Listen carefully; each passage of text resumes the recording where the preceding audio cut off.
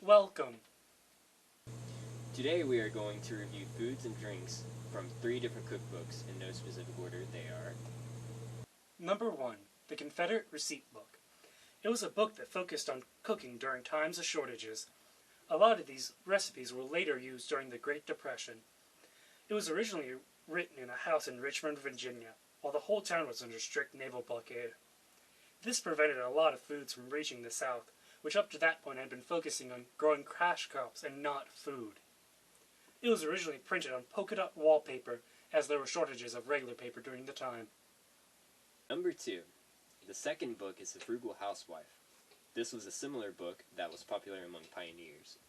It focused a lot on food that would not just nourish the body, but also help the body while it was recovering from illness. Not only that, but they also accomplished all of that on a budget. But this book doesn't just focus on budget meals, but also ways to cut costs around the house, such as how to raise your daughter, current political views, and how to build furniture, as just a few of the many other topics it covered. Number 3. American Cookery. It is believed to be the first cookbook printed by an American for an American audience. This cookbook copied many popular recipes from other cookbooks and just substituted some of the ingredients for American ingredients. You can see some influences from the French in some of the recipes, as they use lots of butter or oil to cook some of the foods, while other non-French versions of recipes used a fraction of the amount. Guess the ingredients. Nice buns. It is a bread recipe, and it has 5 ingredients. What do you think they are? Bread. Sadly, that's wrong. 3/4 of a pound of sifted flour, 2 large spoonfuls of brown sugar, 2 spoonfuls of good yeast, add a little salt, stir well together, and when risen, work into 2 spoonfuls of butter. Make into buns, set it to rise again, and bake in this. It is a very normal bread recipe. There's lots of rising. Indian bread. It is a cornbread recipe that has 5 ingredients. What do you think they are? Bread.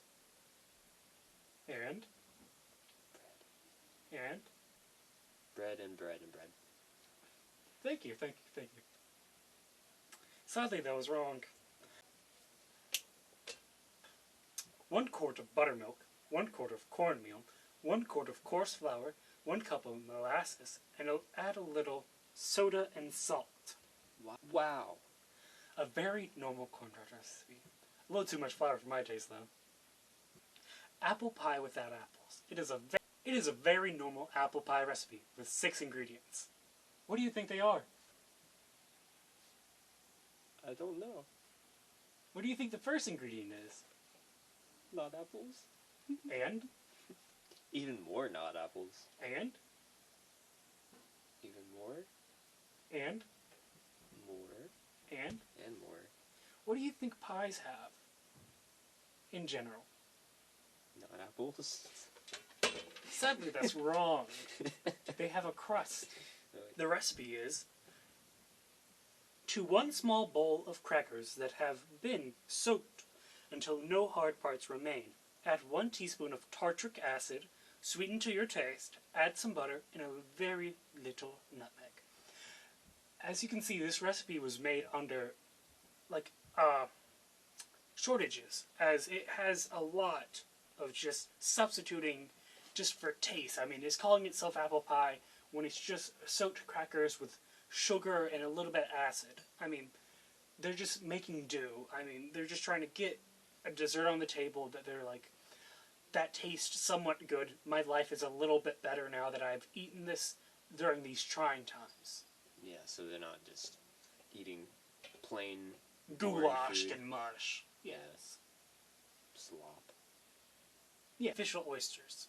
It is an oyster recipe with 6 ingredients. What do you think they are? Probably fish. And definitely not oysters. Not apples. No apples at all. Mm-hmm. No bread.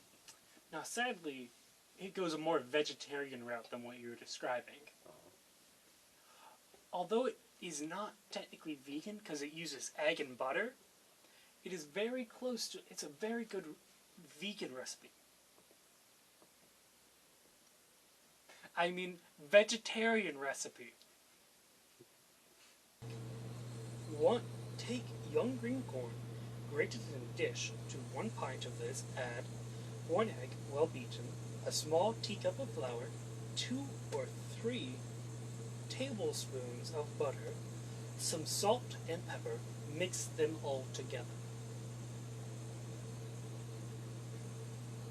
This amalgamates into like a really snotty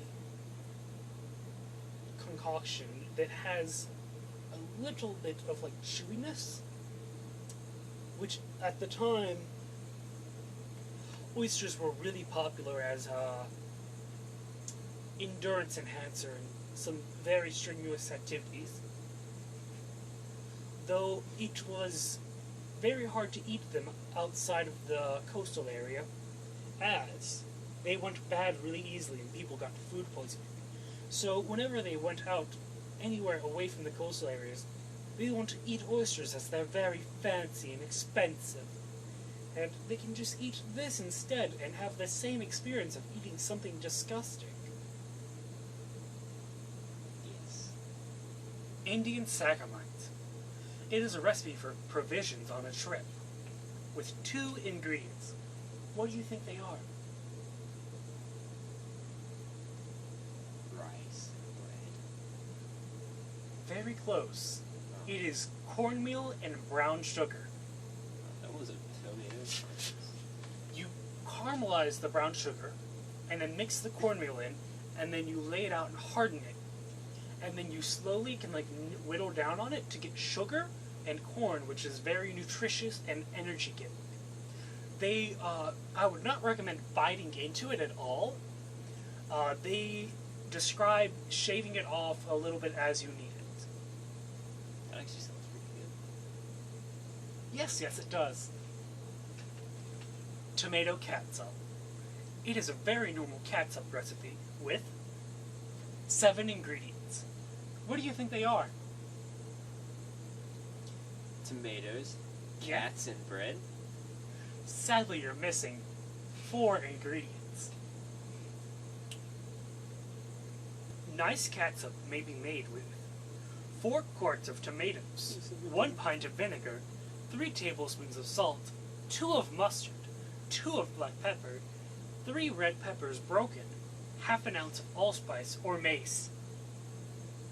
It was the original name of the product that we now know as ketchup. A brand marketed their catsup as ketchup to be different than their competitors, and it worked.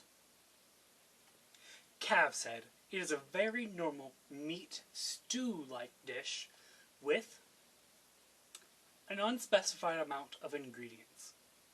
What do you think they are?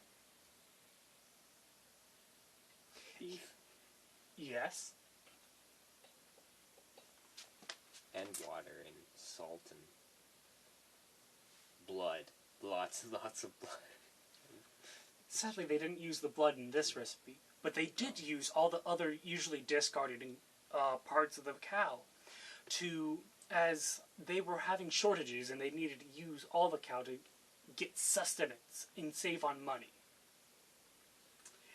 It describes the head, the heart, and the legs should boil full 2 hours. The liver should be boiled only 1 hour. It is better to leave the windpipe on, for if it hangs out of the pot while the head is cooking, all the froth will escape through it. As you know, they cared very much for the froth. That's only natural. Now you may wonder, what do they do with the brain? They made it into something what they describe as the calf's head side dish. How do you think it was prepared? They took the brain and they did the little squishy. Mm-hmm. And then molded it into, I don't know. You were really close on the right track. It describes it as this. The brains, after being thoroughly washed, should be put in a little bag with 1 pounded cracker, or as much crumbled bread, seasoned with sifted sage, and tied up and boiled for 1 hour. After the brains are boiled, they should be well broken up with a knife and peppered, salted, and buttered. As you can Sounds imagine, tasty. it's like a stuffing kind of almost at the end, which sounds very interesting. You can see they were even using the brain, which was usually used to tan leathers in the Indian culture, and has many dangerous ingredients in it, which is why they described to wash it thoroughly. You can see that they were really at their wits' end, even eating the brains of an animal, which at the time was very uncommon in the area. Do you want to know some fun facts? Why, yes, I do. During the times of the early 1800s, they called cornmeal Indian meal, as the Native Americans taught a lot of the settlers how to grow corn, and it was native to America, and they raised it. Although you can see that it is kind of racist and other sorts of such, we still enjoy cornmeal to this day.